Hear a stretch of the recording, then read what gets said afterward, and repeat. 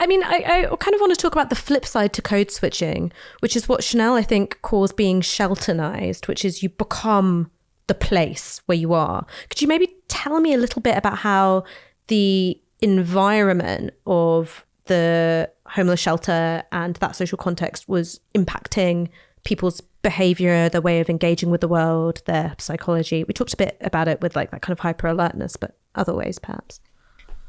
This was a very punitive place, the Auburn Family Shelter. It was run by a city agency that had a $1 billion budget, annual budget.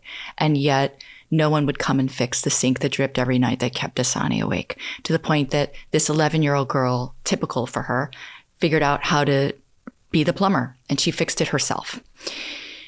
She was stuck in this room, and in some ways she was, quote unquote, shelternized, because she had to become inured to the place. She had to adjust in a way that made it possible for her to continue in her life. Otherwise, she would fall apart. And that's what children especially are very good at doing, is adapting. But how does this play out over time? There's a concept by an ethnographer sociologist named Mindy Fullilove, who wrote a book actually by the same title called root shock. And root shock is what happens when you take plants out of their roots and try to put them in new soil. And often they don't survive. What I think is so traumatic about Dasani's experience, again, is the stuff that you don't see. What we always talk about are the obvious things: hunger, lack of clothes. We don't think about the impact of noise. We don't think about the impact of serial displacement, how it winds up making it really hard to become attached to anything. Despite all of that, Dasani had to survive within that setting. And so I felt it was really important to show, in the setting of that horrifying room, which is where the book begins, her own sense of agency. Because like any kid, she found ways to make it beautiful.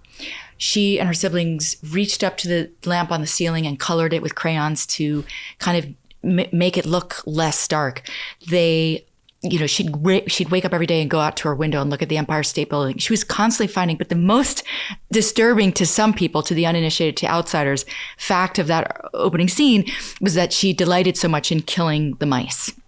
She's brutal about it because the mice, it was a battle, really, between the mice. But it's a form of being house proud. It's not, of course, brutality. It's saying, I'm going to make my place nice against this horrible thing. Yes. It's also just a form of fighting back. And it isn't good or bad. It is. It just is. It was her way of feeling in control.